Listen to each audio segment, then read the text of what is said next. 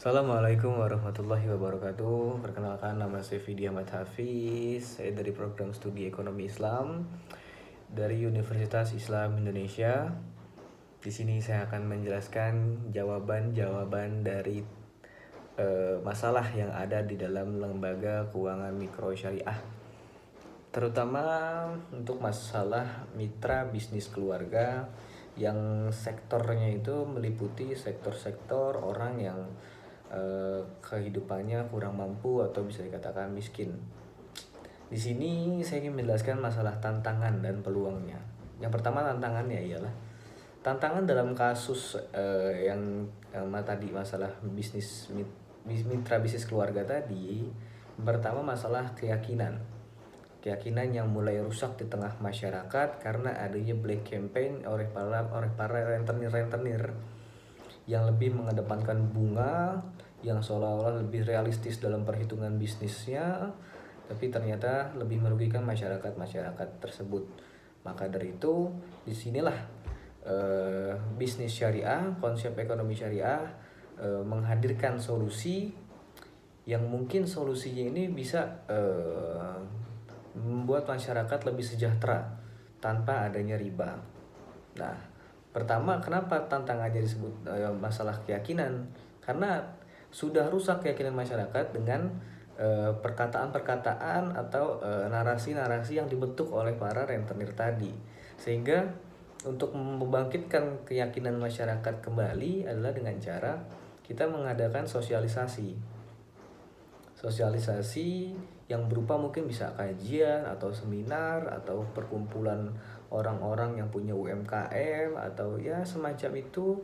Untuk apa? Untuk menghancurkan narasi-narasi yang disampaikan melalui black campaign tadi. Nah, itu tantangan yang pertama. Tantangan yang kedua itu tadi dalam masalah mitra bisnis keluarga itu tidak adanya asuransi. Jadi dalam bisnis itu kita harus punya asuransi.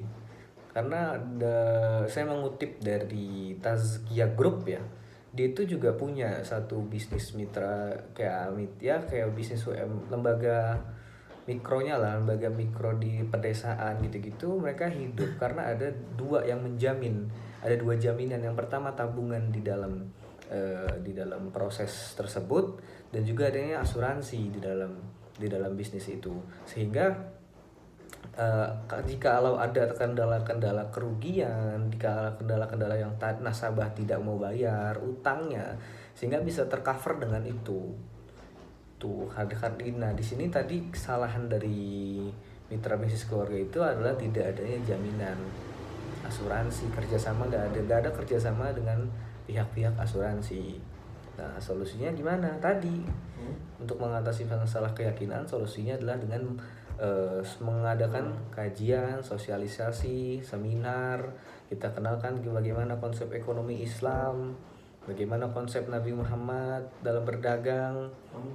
Ada yang pertama amanah, ada yang pertama sidik, mungkin harus jujur, amanah dapat dipercaya, dan juga ada tablik, menyampaikan, ada juga fotonah, yaitu cerdas dalam membaca pasar, cerdas dalam berbisnis, cerdas dalam masalah hitung-hitungan.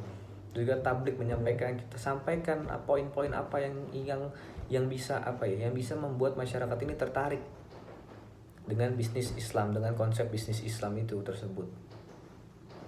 Sehingga bisnis kita pun mengikuti prosedur Nabi yang insya Allah mungkin dapat berjalan sesuai dengan keinginan kita. Mengutip dari Profesor Dr. Syafi Antonio, pemilik Tazkiyah Group, beliau mengadakan yang namanya itu tadi itu tanggung renteng ya, dalam mitra bisnis keluarga itu ada tanggung renteng ya, dimana isinya itu banyakkan kaum ibu-ibu, kaum perempuan lah ya, yang dimana di situ setiap kali ada kajian itu ada yang namanya tabungan per bulan, per minggu.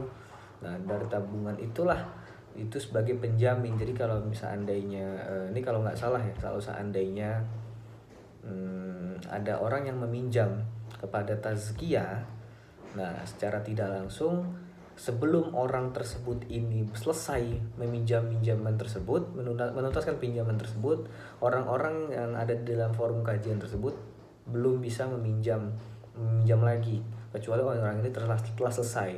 Maka solusinya gimana? Tabungan mereka bersamalah yang menjadikan jaminan atas si peminjam itu tadi.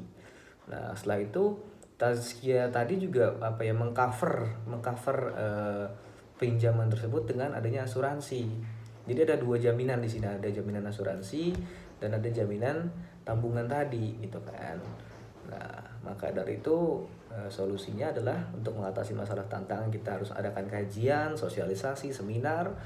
Dan untuk masalah tantangan Black Camp itu tadi untuk masalah tantangan Black Campaign ya. Dan untuk masalah ketantangan yang kedua adalah kita harus ada jaminan, kita harus ada asuransi kita harus ada kerjasama dengan asuransi seperti itu.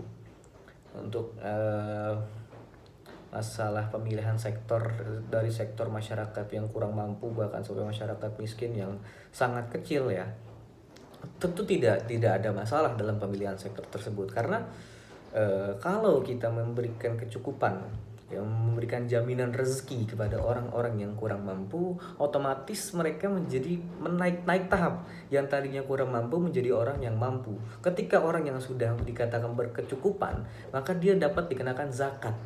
Nah, zakat inilah yang dapat dia beri lagi kepada orang yang kurang mampu tadi lagi, sehingga hidup, perputaran roda ekonominya hidup. Yang tadinya kurang mampu jadi mampu, akhirnya dia memberikan zakat lagi kepada yang kurang mampu gitu kan. Terus daya beli daya beli masyarakat otomatis meningkat gitu kan. Ketika kita membantu orang-orang yang kurang mampu, otomatis kan mereka akan membuka sumber-sumber produktif, sumber-sumber produksi. Mungkin mereka buka lapangan kerja, mereka buka usaha-usaha. Nah, dari sana kan mereka membutuhkan yang namanya SDM, sumber daya manusia. Nah, sumber-sumber daya manusia ini yang tadinya orang-orang tidak punya kerjaan, akhirnya punya kerjaan. Orang kalau udah punya kerjaan, yang namanya masyarakat Indonesia itu bersifat konsumtif. Dia akan membeli, otomatis tingkat daya beli masyarakat meningkat. Ketika tingkat daya beli masyarakat meningkat, di sanalah sumber-sumber produksi juga terus meningkat. Gitu kan. Karena kan gini loh ibaratnya, orang kan pekerja nih. Ya, pekerja dalam sebuah UMKM lah ya, digaji segala macam. Ketika gajinya sudah dapat mencukupi kebutuhan hidupnya, otomatis dia akan membeli perlengkapan yang lain gitu kan, kebutuhan yang lain. Nah, disitulah yang tadinya masalah kebutuhan sekunder ini yang pembelinya hanya sedikit, hanya kalangan orang tertentu, tapi ketika ada ya yang tadi kita menghidupkan dari badan bisnis mitra keluarga ini, sehingga meningkatlah daya beli masyarakat. Yang tadinya yang beli cuma satu, karena masyarakat yang mampunya meningkat, otomatis yang beli itu bisa 10, bisa 20, bisa 30 begitu. Sehingga faktor-faktor produksi,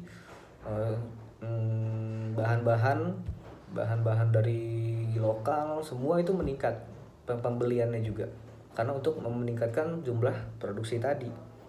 Yang ketiga, solusinya untuk masalah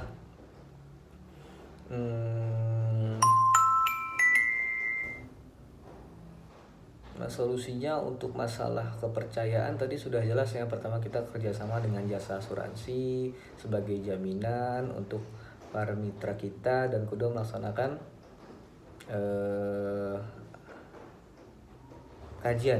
kajian sosialisasi seperti itu.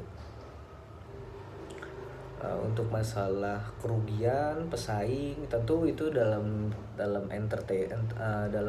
usaha, dalam bisnis sangatlah hal yang biasa ya, biasa didengar lah ibaratnya. Karena namanya bisnis, namanya usaha, pasti ada yang namanya persaingan, ada yang namanya kerugian, ada yang namanya keuntungan, semua sama. Dan tentu gimana cara kita meningkatkan skill entrepreneur kita. Nah, itulah yang harus diberikan sosialisasi kepada masyarakat tersebut. Biar masyarakat itu bisa bisa hidup dengan mencukupi kebutuhan hidupnya, terpenuhi semua segi ekonominya, sehingga masyarakat tersebut dapat meraih kesejahteraan. Nah, dalam seminarnya Bapak Ipo, mungkin seorang motivator ya, motivator ekonomi mungkin dikatakan di situ ada 3 S tips untuk menuju kekayaan. Yang pertama ada saving, menabung, jadi kita memberikan kajian kepada masyarakat untuk masyarakat bisa menabung.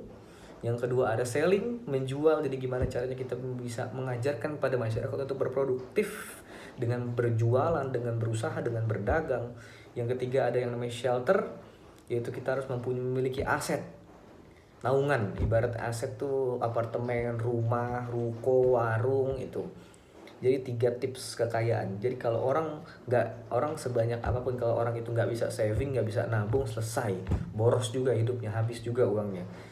Yang kedua itu ada tadi selling. Nah, orang kalau dia nggak berjualan, dia nggak berproduktif, dia ya udah hidupnya seperti itu aja, mengikuti alur, ya kan.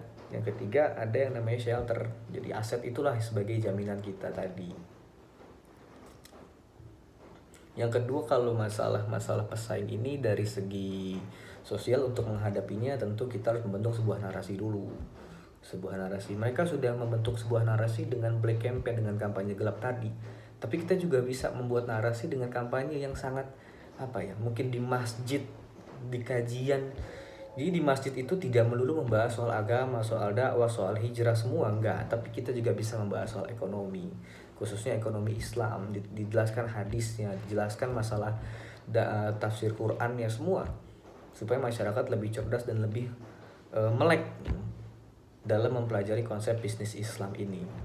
Yang kedua itu masalah budaya, karena mungkin sudah mengakar ya black campaign tadi. Ya mungkin solusinya kalau sudah mengakar seperti itu, kalau sudah tidak bisa dihilangkan lagi, sudah susah untuk dihilangkan, solusinya adalah kita dengan merangkul. Karena budaya itu kalau sudah mengakar sulit untuk dihilangkan. Solusinya bagaimana? Solusinya kita mungkin bisa merangkul, bisa mengajak orang-orang yang black campaign tadi, kita rangkul yuk, kita mungkin bisa bagi-bagi nih. Mungkin yang kalian sebelah sana, saya sebelah sini. Mungkin kalian desa sana, saya desa sini. Desa kalian saya nggak akan ganggu, desa saya juga kalian jangan ganggu. Mungkin bisa dibuat perjanjian seperti itu. Yang tadinya bertahap, kita berteman dengan mereka mengikuti pola pikir kita juga mempelajari pola pikir mereka, dan akhirnya mereka termakan dengan pola pikir kita, mereka termakan dengan narasi-narasi kita, sehingga dengan mudah kita menghancurkan narasi black campaign pejuang rentenir tersebut. Dan dari segi ekonomi kita harus memperbaiki, meningkatkan kualitas pertahanan usaha kita. Jadi usaha kita ini harus bisa bertahan. Gimana sih caranya tadi? Dengan memberikan jaminan, dengan memberikan asuransi, dengan adanya aset tadi ya. Jadi kayak yang punya aset itu tidak hanya per orangnya sih, jadi mungkin perusahaan pun, usaha pun, bisnis pun juga harus punya aset sebagai bentuk jaminan kita. Mungkin itu saja yang bisa saya jabarkan jawaban untuk masalah di lembaga keuangan mikro syariah ini, terutama di mitra bisnis keluarga yang telah terjadi kerugian sebesar 14 miliar yang ada di Garut ya. Ya, semoga Allah mengganti dengan rezeki-rezeki yang lain. Wabillahi taufiq wal hidayah. Wassalamualaikum warahmatullahi wabarakatuh.